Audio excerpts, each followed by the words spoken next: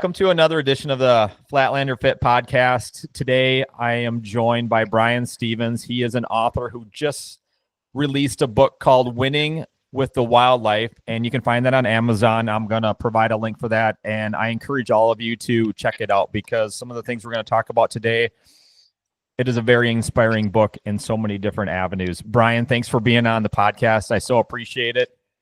It's a pleasure. I appreciate being invited. Well, I'm extremely excited. So, one of the things that I've wanted to get you on here, I read the book. It was a great read. I finished it in December, very shortly after it was released. And a couple of weeks ago, you had agreed to be on a guest on my podcast. I was listening to a different podcast from a church, and they were talking about grit and godly grit. But what stuck with me was that grit, I felt, really summed up a lot of what your book is like, and that's things of setting a goal, sticking to it, working through the hardships, and that's really why I'm excited to have you on here. And if you could just share kind of like your thought process when you are setting up goals and planning that out and kind of following through to achieve those goals. Yeah, so my whole mindset is really, it all revolves around, as a man of faith, I feel like one of the best examples that we have to lead our lives is the laws of nature that are in place all around us, because man lived by, and with those laws of nature throughout history. And if you read my book, one of the underlying themes that I tried to weave through it was really a comparing of our life to the laws of nature and how the laws of nature would have us live our life. The examples, and it starts in the very beginning, kind of the first chapters, and it's a fictional chapter designed to kind of set the stage of the fact that man has been hunting for a really long time. It's been core to our survival, and kind of how, and I didn't spend a ton of time on it, but how that evolved into, how difficult it was, but how in tune with it we were, and how in Absolutely. tune man was with nature and its laws. And what I mean by that is, just to give one example, is when you hear people say that people deserve something, or that life is, this or that isn't fair, right? And in nature, Right. obviously, nothing's fair. There is no concept Absolutely. of fair, because nature's sort of amoral when it comes to the taking of life, or how life is taken, all those kinds of things. There is no fairness necessarily. Everything is earned. Like everything, from every creature, from the tiniest insect to the biggest mammal, it's all earned, right? If you Absolutely. decide to sit around and let's say that and at some point early on in early man's situation, if they had an injury or something like that, modern man might go inside and even go to the urgent care or the emergency room and be panicked about it and think about how inconvenient it's going to be for them for their day. Whereas if you were early man, you better have the grit to kind of get Absolutely. past that really quickly. And in fact, in the laws of nature, if you take it on the animal side, the prey side, animals hide their wounds a lot. If they're injured, they hide it a lot. And the reason for that is because they do not want to attract the attention of any predators. So they Right. might even be mortally wounded, and they will, to the extent possible, they'll try to look like they're not wounded. And other animals that may have been part of their group that they were with 10 minutes ago, if they see weakness, they will distance themselves from them immediately, because they know it attracts predators. Those are, Yep. when I say the laws of nature, that's what I'm talking about. And that's just one example, obviously, but that's what I'm talking about. And that is, to me, kind of what I think of when I think of almost like an origin story of the word grit that you used. I think that's grit Absolutely. is something that the earliest creatures and the earliest man learned, from the very beginning and had to have to be a survivor. So, Absolutely. That's interesting because, like, if I look at the definition of grit, they'll call it a combination of passion and perseverance for a long-term goal. So if we're looking at the laws of nature, it's really perseverance to live. That's the goal, is to live and to keep going on. And for us as man, I mean, having our passion, but as it could be for hunting, but then it could also be fitness, but then the perseverance to pursue that and keep going. So that's a great way of looking at it with the laws of nature and really how grit falls into place. yeah, and how universal it is to all creatures. That will to Absolutely. survive. It's that grit and the will to survive are sort of they're married. And that's evident across any living creature. Would you say that's something that you've kind of carried forth all the way through life from when you were young up until now Hundred with percent. anything you applied yourself to? 100%. And if you, I know you might remember since you read it, but if you read my book, I do have one chapter in there that to kind of give a little bit of background into my life so that you can understand the rest of the chapters of the book a little better. And my life was I worked very, very hard from a young age to Absolutely. because I was so goal oriented. I've always been goal oriented, and I've always, if I achieve a goal, I've got two or three lined up right behind it. It never stops. But those goals, um, long, obviously short, medium, and long term, and just some of them I set at a really young age, knowing I might be well into my adulthood before I could achieve them. But they never left my mind. They were always part of something. And one example of that was land ownership that I talked about in the Yep. book. I had this incredible desire to own my own land that I wanted to improve for the benefit of the wildlife. And uh, I was very hard driving on that goal, but that was just one of many. And uh, along the way, as it is in nature, it is in life, where you encounter obstacles all along the Yep. way. And those obstacles just basically test your grit. They test your resolve. How bad do you really want that goal? And I think a lot of people spend a lot of time getting sidetracked on envy and jealousy of other people perhaps reaching their goals, or maybe it's not their goals, it's your goals. They're reaching your goals, right? And Right. you are seeing them reach your goals. And a lot of people, rather than studying what it is that person did to achieve that goal, they get all sidetracked on jealousy or envy. And in the book, I encourage people to instead focus on figuring out how did that person do that. What was their secret formula, and look up to them. Don't look down on them. Don't you're not getting 1 inch closer to your goal if you don't immediately try to learn from that person, right? Learn. No, Absolutely. don't spend Absolutely. time wasting your time with negative energy. Learn from that person and others. That the people that are reaching your goals, they had some magic formula along the way, or maybe there was a little bit of luck, or both. But usually when people have luck, it's because they're putting themselves out there in the way of luck a lot, right? Absolutely. And that is an indication of consistent effort over time, and luck will find you eventually if you're in its way. And the people that get lucky blindly, that's a one That's a in a fluke. billion, right? And Absolutely. so those people are just lucky. Don't waste your time being envious. Figure out from the people that are unlocking formulas and have the grit to follow through and be consistent and get knocked down and get back up.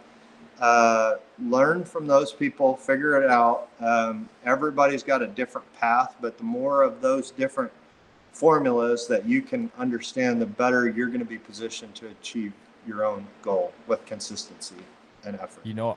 I would completely agree with that. I was doing a little bit of research, and they talked about that as sticking in with the growth mindset rather than falling into a fixed, or like you said, being distracted by being jealous or envious. So sticking with the growth mindset, looking up to those people. I think that's a great way to really look at that. And there's a lot of examples of that in the book. So that's, you Yeah. have a ton of it. It's great. Well, I have found too that a lot of those people, if you treat them with if you talk to those people a lot of times, and you talk to them in a way that you relate to them and say, I have similar goals and I would love to learn from you, and a lot of people are very willing to share, information and share things that help them along the way. But Absolutely. I just see so much where people, um, they want to pull people down that are finding success, and I'll never understand that. And it's such a negative waste of energy and time. And again, Absolutely. not getting you closer to your goals. So I would just encourage people to keep a positive mindset at all times and learn as much as you can from people that have achieved the goal that you're interested in. Nope, I think that's great advice. And when you say that, when you look to those people, they really have laid out a blueprint that if we do a little bit of searching or ask a question, that will unlock that. And that might be that step we've been stuck on, and it kicks us to the next step and we get a few more, but then we'll get to another step where we need to kind of do the same thing again. But it's a much better world when we're all lifting each other up. For sure, and it's a So world as believers, that is what we should be doing. absolutely. If we're filled with faith along the way, we should be helping as many people as we can. We should be thankful for every success we have, and we should be more than willing to share that with other people and lift people up. So I feel like a faith journey is very similar to everything I just described. We're walking in direction, not perfection, but we're trying to hone that along the way to get Agreed. to this ultimate goal that's essentially technically unachievable, but we're always working towards it, right? Absolutely. And thankfully we're we're we're saved, you know, by because of Jesus and his sacrifice. Yep. But we it doesn't mean that we shouldn't be on that journey and that honing of our walk along the way. Oh man, I agree. So so this is another thing I wanted to bring up was like, how do we bring in God into all of this as we're doing that? And one thing I pulled away was godly grit. And you have some examples of that. And I think that's important because we have that hope in him. Mm-hmm. Um, and how would you explain that? Because you've got some wonderful examples in the book, and uh these stories of Tracy, your wife, and your friend Rick definitely hit home with me, just understanding it, knowing Rick a little bit, but then following your journey. So please tell me a little bit about that and tell us about that. Yeah, so I'll start with Rick. Rick was diagnosed with stage 4 pancreatic cancer. That's typically a 3 to 6 month terminal diagnosis. And um, if you know Rick, he was an athlete most of his life. He had um, just a warrior mindset about everything that he did.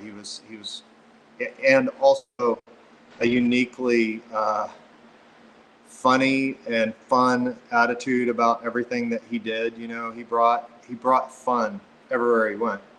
And it doesn't mean he never had down times, but he kept those mostly to himself and his very inner circle. But um, he was so amazing at the grit part of his faith that Yes. there were actually people on social media attacking him for faking his diagnosis. And Really?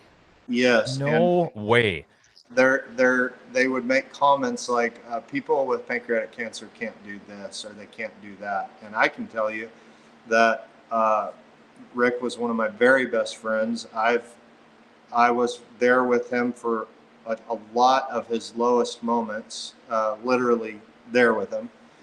And picked him up, immediately after chemo to go hunting. I've seen him knocked down a lot, and I used to want to take a picture of his port, that's where they infuse your chemo through a port in your chest, and I just wanted to take a picture of it and show people, because you can see the lump, under your skin there, and there's a spot that stays pretty red when they put that needle in there,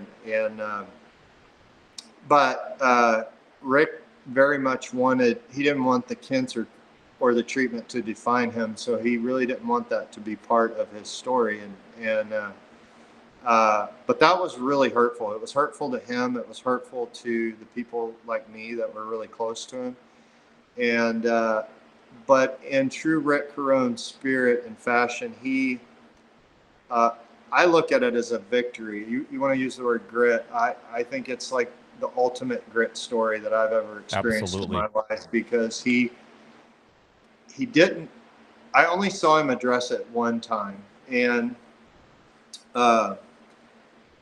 rather than that, he sent out positive messages all the time. He sang like jokey kind of songs and would send jokey singing videos when he was on his deathbed, and it was at a time towards the end where he wasn't talking very much, not communicating much at all, because he was very medicated and he was very sick, and it was Mother's Day, in fact, like about 1 month before he passed, and he suddenly video appeared on Tracy's phone, and he sang her a Mother's Day song, and he was in bad shape, but he did it like his old self, and by the way, I told you earlier, 3 to 6 months is generally a survival, time frame. He lived 5 years past his diagnosis. That's a tiny percentage of people that are able to do that, and he did it on chemo the entire time. A lot of different radiation treatments, a gamma knife treatment. He did so many different treatments. He had a gallon Ziploc bag full of medication that went everywhere with him, and I would help him sort through those sometimes when he wasn't feeling good. And we did, the first time that he went to Colorado with me mule deer hunting, he had never been out west. Wow. And the weather was extremely cold. It was minus 20 that first day, and I picked him up at the airport in Denver, and he had just left Chicago, just had chemo, flew up there in that cold weather to film me hunt mule deer for a week right after his treatment in the freezing cold, and we had the most incredible week, and we ended up shooting this super awesome 193-inch crazy non-typical buck that will always be one of my most special bucks, because he's unique, one, yes, but more so because Rick and I, that was our first hunting trip together, and he filmed that trip, and he was filming for Buck Commander at the time, but he took time to go with me there. So he was having so much fun with that trip and that Western style of spot and stock hunting and all that. He was mainly an Eastern whitetail guy from Illinois, that right in that moment, I just felt God nudging me to tell him, hey, why don't you come back next year and we're going to hunt together. I'm going to hunt, but you're going to hunt a deer too. And knowing that the odds were against him to be back that next year, right? And but he was so immediately energized by that. You could just see his face light up. I honestly feel like that we were talking about goal setting earlier. I feel like that was something that there was no way he was going to miss. And I think that for a lot of people with terminal diagnosis, they get into such a cloud. I think in a way, it's easy to, if you give up internally, your health is going to decline with that. Absolutely. Same rate, Absolutely. And I don't mean that you can mentally overcome all of those things. That's not what I'm saying, and I don't want to be disrespectful to anyone who's had difficulty. It's not that at all. It's only that I know what I saw that day, and Yep. I know it was his goal set, and I know that I had a lot of doubt in my mind, but I feel like he had zero doubt. And next year, he showed up, and we hunted together, and he got his first mule deer, and it was unbelievably awesome, and on that hunt, I was like, let's do it again next year, and guess what? We did. A whole another year later, he's on another hunt, and he ended up shooting another mule deer, and it was like an 11-year-old awesome buck. I have both of those bucks here at my house, and his resolve in each of those cases, I just think it's so important in every situation to have things that you're shooting for, not just shooting for, but like you're driven towards, and Yes. whether it's something like this scenario or it's just, career, relationship, Yeah. spiritual goals, whatever they are, make your goals. Don't be soft about that process. Once you make that goal, don't adjust the goal, adjust your effort, right? The Right. goal is what you are passionate about. Be so passionate about it that no matter what the effort is, if the effort seems too hard, don't decrease the goal, increase the effort. And that's what I saw from him. I saw him increasing his effort the more sick he got as time went. There was no way he was missing that those hunts, and I mean, he was that last hunt. He was very sick, and he not only did that hunt, he did a whitetail hunt with Wayne Endicott in Kansas, another one in Missouri, and then he came to that hunt with me. And that mule deer hunt, that last one, ended up being his last hunt. But earlier that year, he had been up in Canada on a moose hunt in the backcountry. So, Okay. you know, you look at you've got to be in good shape to do, some of those hunts. Absolutely. And he did all that while having been treated and taking all these medications that make you not feel good and all of that. There's no way he was missing all that. So that old phrase, live like you're dying. That's what he was doing. He was living every ounce that he could, and so when you said about spiritual grit, I feel like Rick Carone is the ultimate example that I've witnessed in my life of having grit, both spiritual, mental, physical, all of it. And because his faith, he was on a faith journey through his life that was really growing all the time. And he saw his diagnosis as a way to inspire people toward God. And he was very diligent and consistently diligent about that. And I was so proud to be his friend through all of that, the way that he the way that he connected people with each other, but also with God along the way. And there was no mistaking where he stood and where he was going. It was, and in fact, the very last thing I said to him, he was those last few weeks, he was pretty well almost completely out of it, at home in his bed and sleeping a lot. And I went up there, Tracy and I did. And one of the last things I said to him before I left was, is there anything I can do for you? Is there anything that you need me to do to get so that you feel like you don't have any loose ends? And if there's anything I can do to help you with that, I want to. And he looked at me and he said, I'm good. And I just remember feeling a real incredible spiritual peace that I had never experienced before, because I felt like I've not known many people that could make that statement and mean it, and I could see that he meant it. And to me, if you knew Rick and what a warrior he was, for him to say that is a lot, because he knew the score at the time. He's a winner.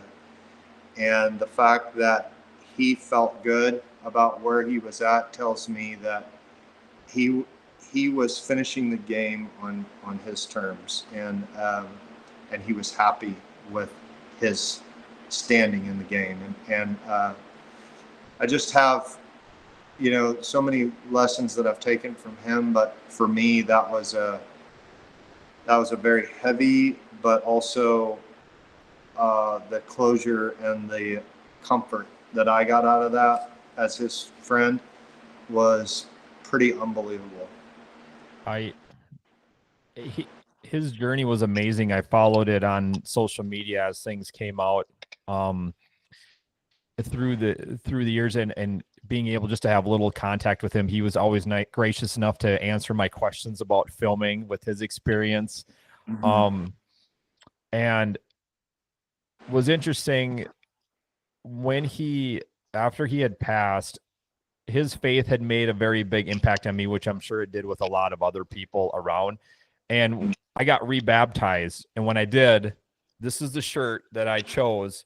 And it is one of the greatest, try not to get too sappy here, but one of the greatest feelings coming up out of that water. And he really hit me that hard as far as spiritually, especially, and working hard. But that's just an amazing thing. That's just my little story. And when I read this portion of the book with him, it brought a lot of those feelings back. And then just listening to you on really where he was at faith, grit, everything, absolutely amazing. And we can learn so much from that. Yeah, that's my good friend Christy Devert's design right there. That It shirt. is. Yeah, I've got a couple of them, couple different colors. So yeah, I've got some of those too. My whole family does. But that's Christy's a great example of people that are Christ-led that came out of the woodwork to support him, and in really big ways that I feel like was a result of his inspiration. He inspired people to want to contribute in whatever way that they could. And Rick would have never wanted it to just be about him. He would have wanted it to be about the message, so I just feel like he was 100% success when it comes to all of that. a true example of godly grit right there. Yeah, without a doubt. Would you mind sharing your wife Tracy? That was something that hit me. My father had gone through cancer, thankfully beat it, and your story, her story, I followed that too, and just absolutely amazing when it comes to when I think of godly grit. That's another example. Yeah, and this was a great learning lesson for me as well. But we were, my wife and I got together in high school, and we were married after our first semester of college. So we got married really young. We were only 19, and now we've this year will be 35 years in December. Congratulations! And that's awesome. Thank you. Yes, and so you obviously when you have been with somebody that long, they're a fixture in your life. They're a fixture of every. You don't even have. What each other thinks. How everything about. There's a comfort when it's the right person. And we're very, very tight knit family. I've got 3 daughters. Tracy is the best mother. Her calling in life was to be a mother. Like 1,000%. She's, if you wanted to look in the dictionary under the definition of mother, that's your girl, and that's awesome. She is so selfless and so incredibly giving of herself, her time, and her things that she might want to do. Even the smallest things that my kids might have come up that she wouldn't miss. Like she could have, to put it in our hunting terms, she could have drawn a Missouri Breaks Montana Rocky Mountain Bighorn sheep tag that's once in a billion to draw, and one of our daughters could have had a volleyball game. She wouldn't miss it to go on the sheep. She's that kind of a mom. And that is mom right there. Yeah. And so she was having some symptoms that she was, we didn't think much of, but they were persistent. And so I work in healthcare. I'm a health insurance broker, and I've been in hospital administration. So I've been in the healthcare field a long time. I'm an occupational therapist, same thing. So Yeah, yeah. 20 So some years, man. yeah, so I see enough of the bad claims that I was like, you know what?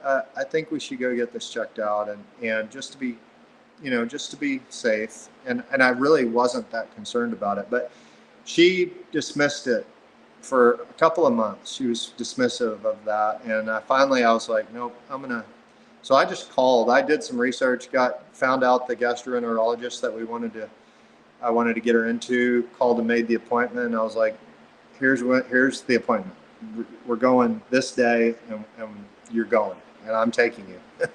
And so that's what we did. We showed up for the appointment, and they said, you know what, it's probably nothing, but we're going to go ahead and do a colonoscopy and make sure. And I'll never forget that day, because we walked in there giggling about all the prep that she had to do for that. And, just, there's all kinds of jokes about that. Yeah. But Yeah, right. we walked in there in this kind of giggly mood.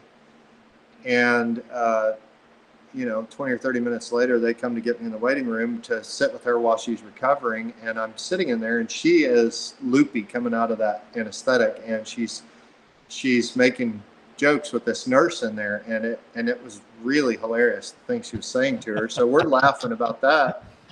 But then the doctor walks in, and I immediately could see this look of concern on the doctor's face. I knew something was not right away. And before she even spoke, I could feel my heart sinking in my chest, and Oh man. my heart started pumping, and I was like, something's not right here. And she told us, she said, they can't, it won't be definitive until we get the CT scan, but I think your wife has cancer. And Tracy, again, she was real loopy from this anesthetic, but I could see her face change. But like with that impairment of that anesthetic, I'll never forget how that look of confusion. She just was having a hard time processing what she was hearing, because she, of that impairment. Right.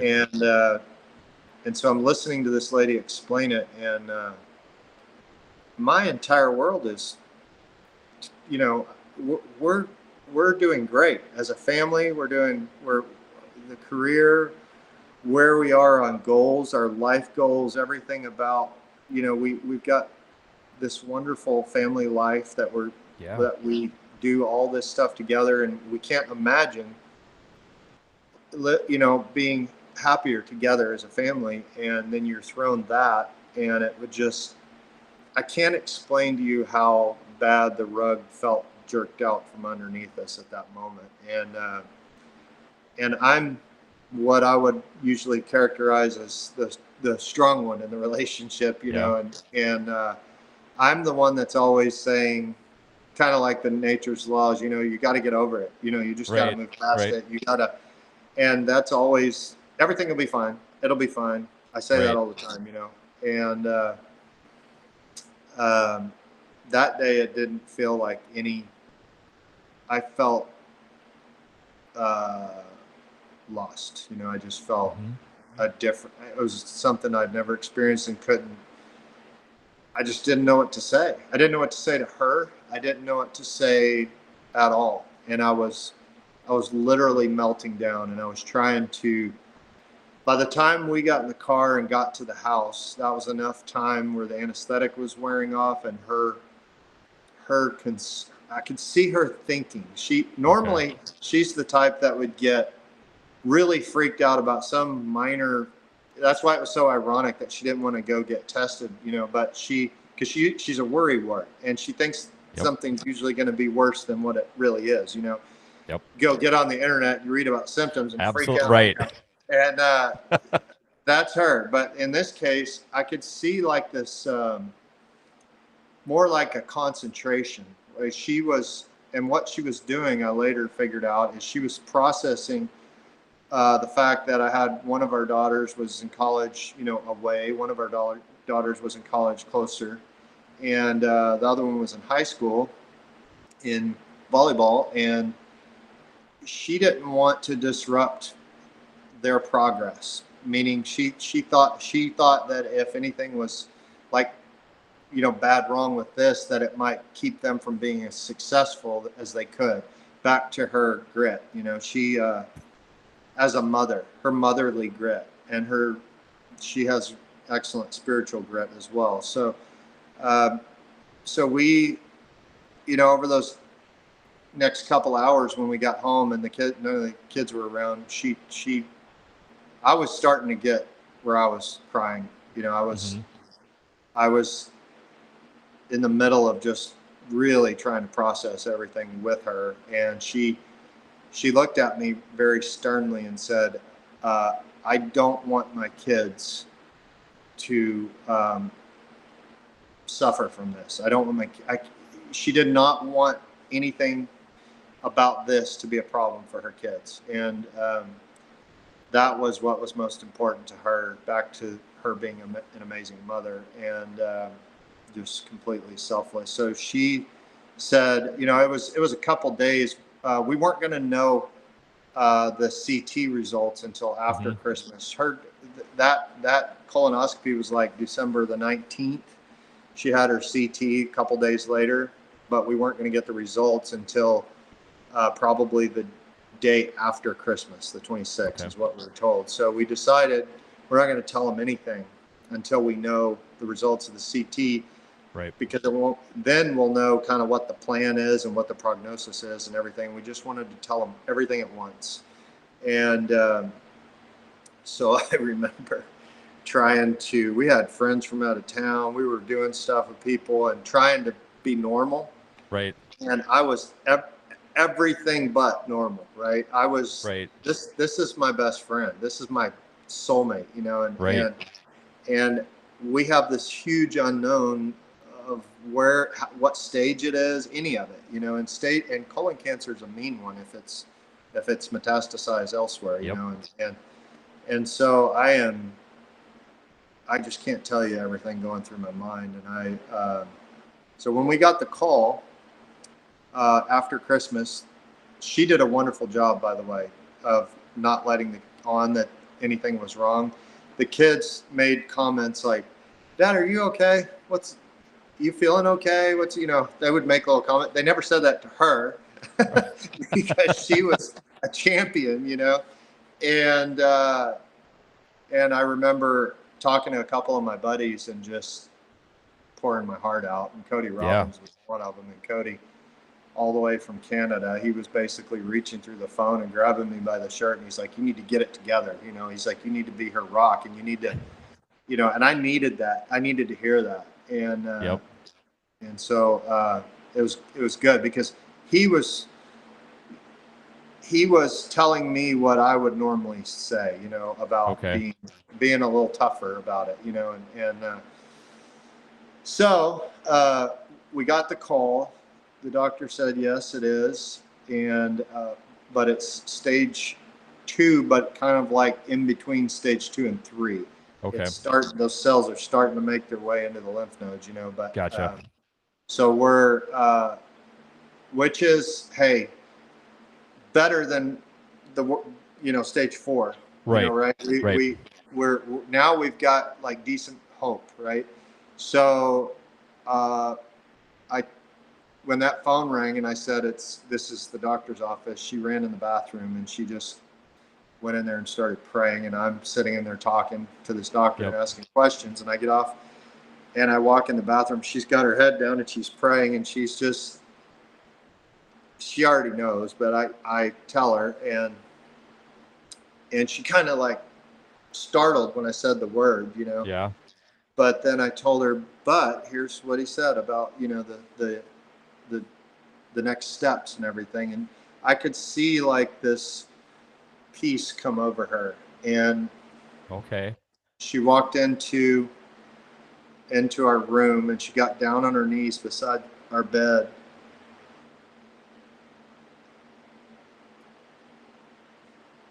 and she started to pray and give thanks to God for her, um, this hope, that He gave her Yes. by it not being stage 4. And it gave us so much of a higher odds of success in the treatment. And that picture, I took a picture of her right when that happened because it was so powerful. And I had to put that in my book because it may not mean much to anybody else, but it means the world to me and my daughters. And if you knew her, you would that picture is a picture of faith if you knew what was going on in that moment. And I just thought how amazing it was that she was just given this diagnosis and yet she was giving thanks. And yeah. That's what struck me with that story, because that picture and what you just described immediately hit me as far as really what we talked about, godly grit, giving thanks and putting our hope and trust into Him, and then doing what we need to do. And when you describe that picture, that's exactly the picture that that's faith right there. You could Mm-hmm. see it in that photo. And to me, that's another just example of godly grit when we put that in His hands and work with Him and let Him lead. And I've always been a fence mender. I've always been the one in our family that's the family that I grew up with, to try to, if anybody's fighting or upset or anything, I'm always the one trying to smooth things over, and that's always been my personality. Anytime I see anything wrong, I'm a fixer. Yep. And in those days, those early days, I was holding on to the steering wheel, right? I've got to fix this. I've got to fix this for my family. And going, she was doing the correct thing, which is immediately trusting that God has the plan. And you Yeah. can do this all you want to. It's not going to do anything, right? Right. That is not the solution. The solution in this No. scenario and in every major decision that I've ever made in my life, uh, it's you need to put God at the center of that decision, and it's gonna work out the best Absolutely. way. Absolutely. So Wow. if anybody ever, I'm glad that you brought up those two examples because those are probably two of the best examples that I know of spiritual grit, that you had to kind of experience to fully appreciate. Uh, and there's lots of stories of people with, all kinds of other grit, physical grit, Yes. mental grit, all these different things. But until you're staring a terminal diagnosis, and you're in the zone of that, uh, to see people go through that, and I've known other people in that Yeah. boat through my life. I think most of us have. Yep. To We see have. those two particular individuals, Rick Carone and my wife, the way that they attacked you, that those are the best examples, and they're the ones that I have, just learned the most from, and grown from spiritually the most. So I I couldn't imagine. And just you sharing those stories helps me rethink where I'm at in my faith, my trust, and how I pray, and making sure where my heart's at and really believing in that, and believing in Him. Um, so with that, like, how has that shaped going forward now? You guys are you have new adventures and things like that. So I mean, those are some dark times, and with God being the light, and that's setting the stage of, you know, that's a whole different game of faith and pushing you forward. And how is that carrying you all forward into to things now in the future? Well, that right after she was cured in that same year was our 30th anniversary, and I asked her to. I did a surprise uh, party for her. That was a second wedding essentially, and we had all Yeah. of our friends there, and so that was one thing. I just wanted to, you know how some people get re-baptized as adults, and Yeah. and a lot of times the logic there is that maybe if you were baptized really young, maybe you weren't as invested in that decision. Not no judgment and nothing wrong with that. It's just that maybe you weren't as Yeah. spiritually, you weren't as, it was other people, maybe Yep. more involved in that process. Whereas as an adult, when you do it again, a lot of times that's now you feel convicted to do that. And Absolutely. that's the Yep. exact same feeling I had. I wanted to, we all have regrets. We all have things we've done, bad decisions we've made. And I just wanted to I wanted everything to be like a I don't know, just like a new start, a new, Yeah. like I just want to rededicate myself to her, and Yeah. let her know how special she is to me, and how much I had enjoyed those first 30 years. But I just want to re-emphasize that this Yeah. is, you know, I am on your team, and I've got you from till the end. Uh, so we, uh, that was one thing. And then, it's really just been, I find myself a lot with her and my girls, because raising daughters, you want to make sure that they are seeing, you want to make sure that you are setting the bar as to what they should expect from a husband in a relationship. And I think that's a great. I want them to see what I want for them in their relationship. And so that's also another thing that I kind of rededicated myself to, because Yeah. again, we all make mistakes. We all start taking things for granted. Sometimes you just get complacent because Yeah. you you're comfortable, and that can be true in your fitness, that can be true in your spiritual life, that can be true in your work life. Complacency, or just lack of enthusiasm, can, everything can become stale or just not as good as it could be. And my personality is, I want things to be the very best they can be in every aspect of my life. And so I try to now really listen to things that are goals of hers. And sometimes they're just small things, but Yeah. I hear her when she says those things, even though she might not always realize it. And I'm gonna make it happen. Absolutely. I'm gonna try to do things extra at times. I try to surprise her and the girls with special things that are not necessarily, I'm not talking about material things. I'm talking Yeah. about effort, right? Things that Absolutely. require effort. So I think it's sometimes people will look at the big things, but really it's the little things that add up in little things like that. The thoughtfulness, effort, relationships. It can you can apply that, I think, across the board in right. life as well. Yeah. And the best things in life really aren't things, right? No, They're not things. They're no, they're they're experiences. They're how you made somebody feel in a certain moment, how you lifted somebody up, that time you were there for somebody when they really needed you, that time you showed up when nobody else did. no. I actually talked about that in the book in Yeah. Tracy's part. Yep. There people that sort of surprised me. Not, it wasn't surprising like I couldn't see them doing that. It's just I had no idea those people were going to show up, and man, it's a good.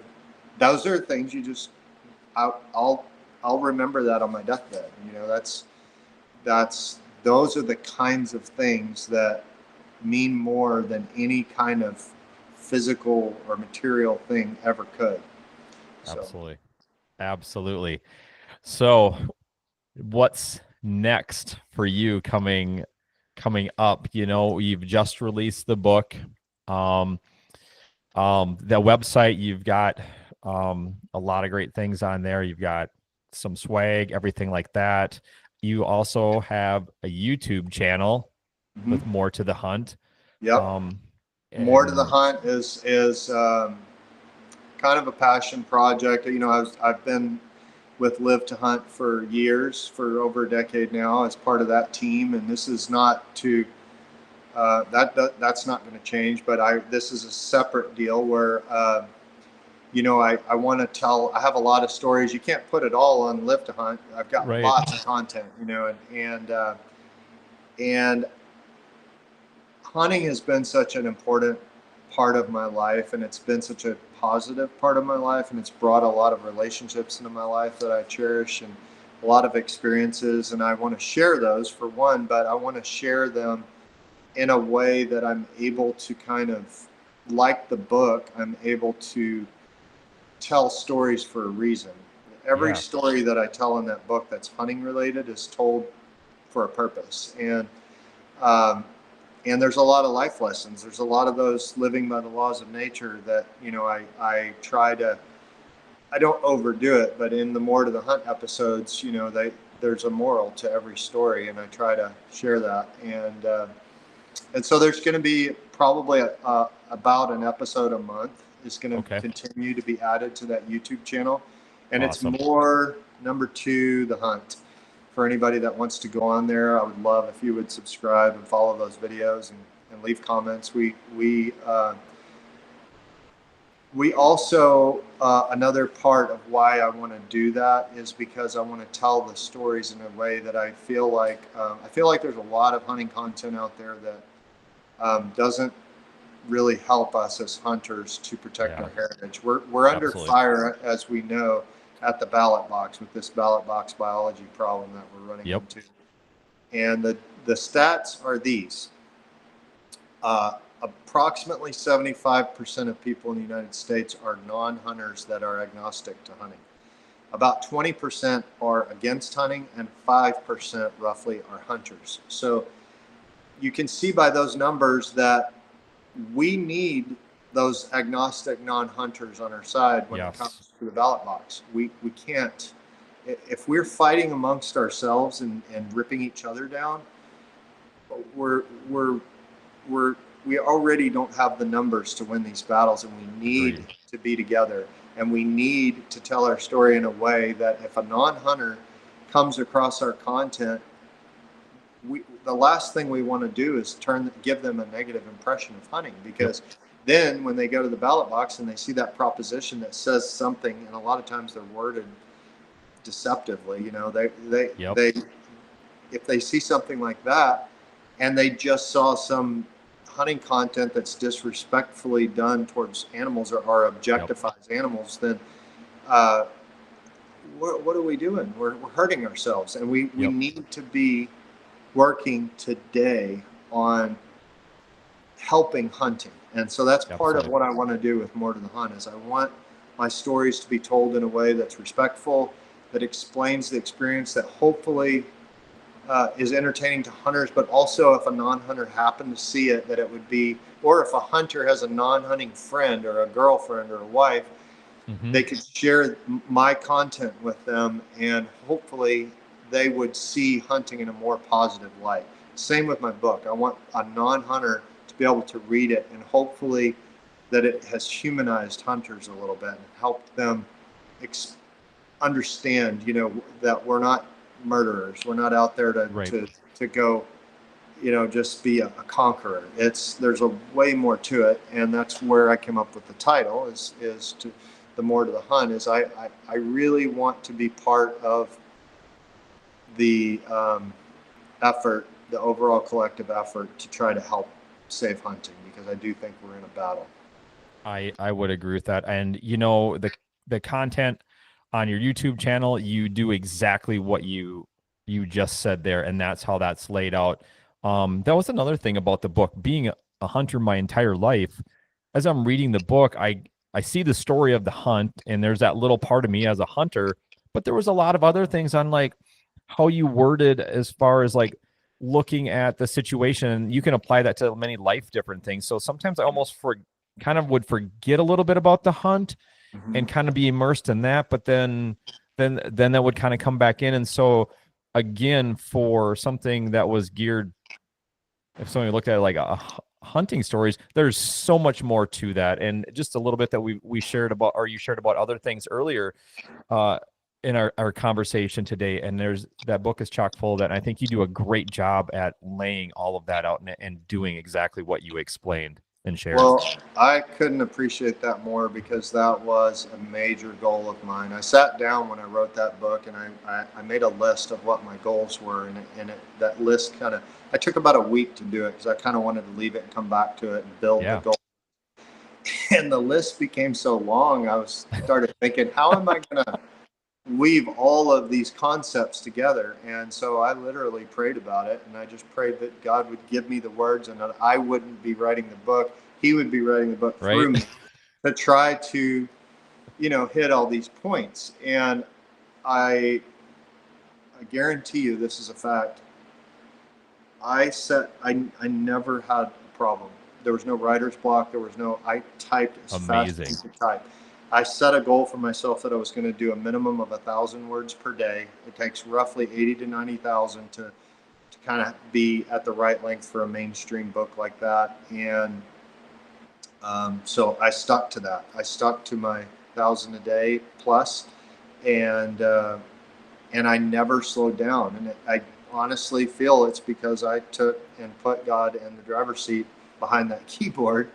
And what was miraculous about it was, like, when I started typing the first chapter, I didn't even know what I was going to say to start it out, because I was like, again, my goal list was so long. So I started to type like 2 words, and then I literally hit backspace, and I was like, I need help here. I want this to start the right way. And immediately I came up with that whole fictional story that just flowed out of my fingers inexplicably. And from then on, the whole thing just flowed. And at the end, I went back, when I was done, I went back and reread my goals. Yeah. And I found that I hit every single one of them, and I was like, in the beginning, I with the list of goals, I almost felt like I would have to kind of go in a lot of tangents to hit all of those, but it didn't feel that way in the end. And when I read the last chapter, called The Point, is really a wrap up of everything I said in there. And when I wrote that chapter, I realized that I had made the points I wanted to make, and I was really happy with it. And ultimately, I wanted something that, of all the things I've tried to teach my family, specifically my kids, but also other people around me that I've mentored or had an influence on, it kind of became this, like almost like something they could read that would reaffirm all these things that I had hoped that I had, left with them.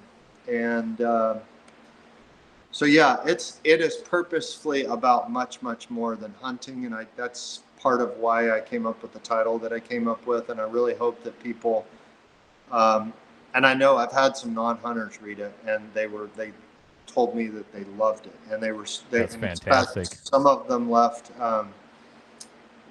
just really glowing Amazon reviews for me. Awesome. I was really humbled by that, because it's kind of hard to do. It's kind of hard to tell the stories the way I did, and somebody not be a hunter, and you're accomplishing the goal that you had, which was to, give a non-hunter a more positive impression of hunting, but then also to make them feel, to inspire them with lots of life lessons and lots of ways of, life lessons related to goal setting, your spiritual life, your physical, mental, kind of the mind, body, spirit, Absolutely. aspects. And so yeah, I just felt happy when I was done. I felt really happy with it. You should. Because I'll tell you, it was amazing. As soon as I knew it was coming out, that I ordered it. And so for everybody that's looking for it, this is the cover. I will provide all of that information at the end of the podcast in the description, so you can find it on Amazon and you'll be able to reach Brian as well. Yeah, and within a few days of right now, as we record this, Yes. we'll hopefully have it up on Audible, so it'll be an audio version as well. Fantastic. Brian, I cannot thank you enough for this conversation. Like I said, I followed you for years. We've talked before, but talk about inspiration. I've read the book, but just our conversation today, so inspiring in so many different ways. I can't thank you enough. I thank you so much for being a guest. I'm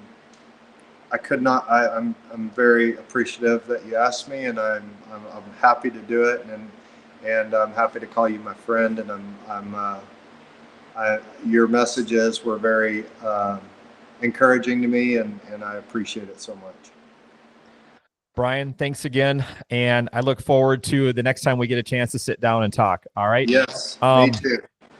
Everybody, please head over and like and subscribe to this podcast. I would appreciate it. And even more so, head over to Brian's YouTube channel, like and subscribe to his YouTube channel, More to the Hunt, and I'll provide that in the description below. Thanks again, Brian. Thank you, sir.